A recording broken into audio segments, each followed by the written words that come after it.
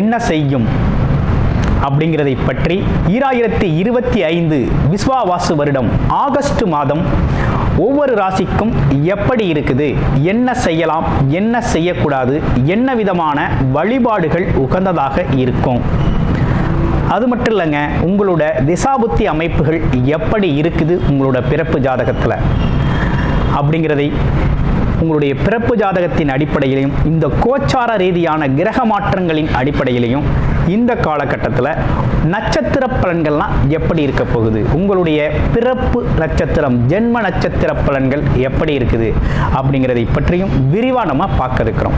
அன்பு நேயர்கள் அனைவருக்கும் அன்பான வணக்கங்கள். நான் உங்கள் வாழ்க வளமுடன் ஜோதிடர் குருச்சந்திர வடிவேல்.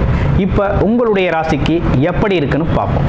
மகர ராசி காலபுருஷனின் 10வது ராசியாக இருக்கக்கூடிய மகர ராசி அன்பர்களுக்கு இந்த காலகட்டம் அப்படிங்கிறது எப்படி இருக்கு? ஆகஸ்ட் மாதம் 2025 கிரக நிலைகளை பார்க்கையில் பார்த்தோம் அப்படின்னா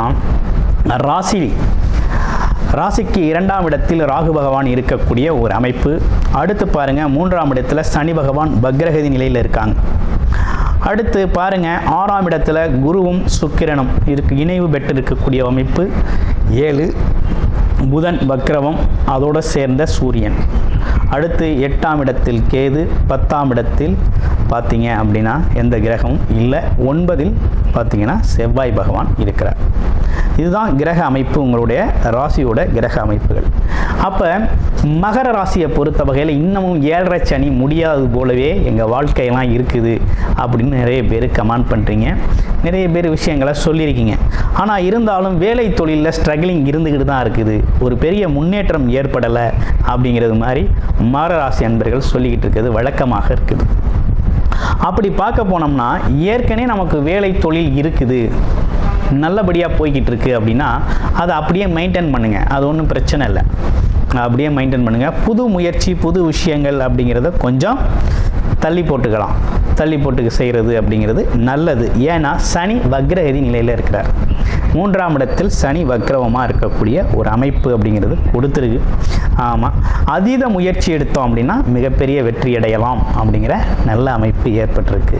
சரி, வேலை தொழில் புதுசாக எதுவும் ஆரம்பிக்கலாமா, இல்லை புதுசாக வேலை கிடைக்குமா அப்படின்னா அதிலலாம் எந்த குறைபாடும் இங்கே இல்லை. பொது வேலை கிடைக்கிறதுல எந்த ஒரு தயக்கமும் இங்கே இல்லை, தாராளமாக கிடைக்கும். அதே போல் தொழில் தொடங்கலாமா அப்படின்னா உங்களுடைய பிறப்பு ஜாதகத்தை பார்த்துக்கிட்டு தொழில் சார்ந்த விஷயங்களை தொடங்கிக்கிறது நல்லது. அடுத்து ஃபேமிலி ரிலேஷன்ஷிப்லாம் எப்படி இருக்குது அப்படிங்கிறத பார்க்க போகிறோம். ஃபேமிலி அப்படின்னா நல்ல விஷயம் சார்ந்த விஷயங்களுக்கு முயற்சி எடுக்கிறது அப்படிங்கிறது இந்த காலகட்டத்துக்கு ரொம்ப நல்லது. கொஞ்சம் லேட் ஆனாலும் பார்த்திங்கன்னா நல்லபடியாக திருமண சுப விசேஷங்கள் அப்படிங்கிறது நல்லபடியாக நடக்கக்கூடிய ஒரு அமைப்பு அப்படிங்கிறது இருக்குது. நீண்ட நாள் வரன் தேடிக்கிட்டு இருக்கேன், வரன் கிடைக்கல அப்படின்னாக்க கண்டிப்பாக இந்த காலகட்டத்தில் வரன் அமையக்கூடிய ஒரு நல்ல அமைப்பு அப்படிங்கிறது உருவாகிருக்கு. கண்டிப்பாக அந்த பாக்கிய அமைப்புகள் நல்லா இருக்கக்கூடிய தன்மையை கொடுத்துருக்கு. அதே போல் பார்த்தீங்கன்னா காதல் திருமணங்கள் சார்ந்த விஷயங்களில் இருக்கக்கூடியவங்க பார்த்தீங்கன்னா வீண் விவாதங்கள் வீண் பேச்சுக்களை கொஞ்சம் தவிர்த்துக்கிறது அப்படிங்கிறது இந்த காலகட்டத்துக்கு ரொம்ப நல்லதாக இருக்கும். அடுத்து மாணவர்களை பொறுத்தவரை எப்படி இருக்குது அப்படின்னா என்ன பிளான் பண்ணியிருக்கீங்களோ உங்களோட படிப்பு சார்ந்த விஷயங்களில் அதில் அப்படியே நீங்கள் பயணம் பண்ணுறது அப்படிங்கிறது நல்லது.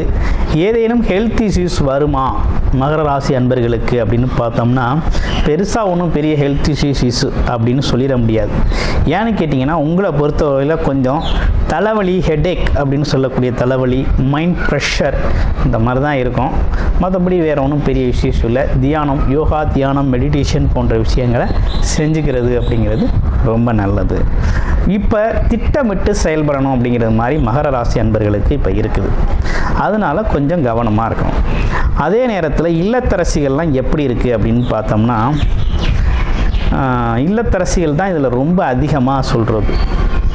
7.5 சனி முடிஞ்சிருச்சுன்னு சொல்கிறீங்க, ஆனால் முடிஞ்ச மாதிரி தெரியலையே, ரொம்ப சிரமப்பட்டுக்கிட்டு இருக்காமே, வாழ்க்கையே ரொம்ப கஷ்டமாக இருக்குது அப்படிங்கிற மாதிரி சொல்கிறீங்க. ஆனால் கொஞ்சம் சமாதானம் அப்படிங்கிறது தேவை. இந்த காலகட்டத்துக்கு பொறுமையும் தேவை. ஏன்னா உங்களை பொறுத்த வகையில் 7.5 சனி அப்படிங்கிறது முடிஞ்சிருச்சு. ஆனால் சனி வக்ரவம் அப்படிங்கிறது தொடங்கி இருக்குது. அதனால் கொஞ்சம் அவசரப்பட வேண்டிய அவசியம் அப்படிங்கிறது இந்த காலகட்டத்துக்கு இல்லை அப்படிங்கிற மாதிரி இருக்குது. அடுத்து பாருங்கள், இதே காலகட்டத்தில் உங்களை பொறுத்த வகையில் என்னென்ன விசேஷங்கள் இருக்குது அப்படின்னா, இடமாறுதல்கள், வேலை சார்ந்த இடமாற்றம், வீடு வண்டி வாகனங்களை மாற்றிக்கிறது, இப்படிப்பட்ட விஷயங்களுக்கெல்லாம் ரொம்ப சிறப்பாகவே இருக்குது. ஓகே, இப்போ மகர ராசியை பொறுத்த வகையில் வேற என்ன சிறப்புகள் இருக்குது அப்படிங்கிறத பார்க்கணும். வேற என்ன சிறப்புகள் இருக்குது அப்படின்னு பார்த்தோம்னாக்க, பெருசாக ஒன்றும் சொல்லிக்கிறது மாதிரி உங்களுக்கு எதுவும் சிறப்பான விஷயங்கள் அப்படிங்கிற மாதிரி இல்லை. இப்போ சொன்ன விஷயங்கள் தான். ஒன்றும் பெருசாக நம்ம எதுவும் பெருசாக புதிய பிளான் அப்படிங்கிறதெல்லாம் பெருசாக மெகா சைஸ்லலாம் பிளான் பண்ண முடியாது. ஆமாம், அதே நேரத்தில் உங்கள் ராசியில் இருக்கக்கூடிய நட்சத்திரங்களுக்கு எப்படி இருக்குது அப்படிங்கிறத பார்க்க போகிறோம். உத்திராடம் நட்சத்திரம் எப்படி இருக்குது அப்படின்னு பார்த்தோம்னா, கூட்டு தொழில் சார்ந்த விஷயங்கள், அதே கவர்மெண்ட் ரிலேட்டடாக நடக்க வேண்டிய வேலைகள், அரசு அதிகார பதவியில் இருக்கிறவங்க, இவங்களுக்கெல்லாம் பார்த்திங்கன்னா கொஞ்சம் முன்னேற்றம் ஏற்படக்கூடிய காலகட்டம் இருக்குது. அதே போல் திருவோணம் நட்சத்திரம் எப்படி இருக்குது? திருவோணம் அன்பு அப்படிங்கிற ஒரு விஷயத்தை அளப்பரிய லெவலில் கொடுக்கக்கூடிய வழங்கக்கூடிய ஒரு அமைப்பு அப்படிங்கிறது திருவோண நட்சத்திரத்துக்குனே உண்டான ஒரு நல்ல அமைப்புங்க. இப்போ திருவோண நட்சத்திரத்தை பொறுத்த வகையில் இந்த காலகட்டத்தில் என்ன மாதிரி விஷயங்களை அவங்க செய்யலாம் அப்படின்னு பார்த்தோம் அப்படின்னா, தொழில் வேலை அமைப்புகள் லாபகரமான விஷயங்களாக நடக்க இருக்குது. லாபம் அப்படிங்கிற ஒரு தன்மையை அவங்க எதிர்பார்க்கலாம். அப்போ தொழில் வேலைக்கு போகிறது அல்லது வேலையில் பதவி உயர்வு எதிர்பார்க்கிறது, இப்படிப்பட்ட விஷயங்களுக்கெல்லாம் ரொம்ப சாதகமாக இருக்குது.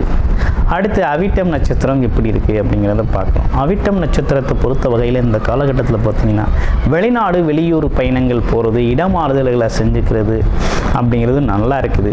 கொஞ்சம் வயதானவங்க ஆன்மீக பயணங்கள் போகிறது அப்படிங்கிற ஒரு விஷயம் ரொம்ப சிறப்பாகவே இருக்குது.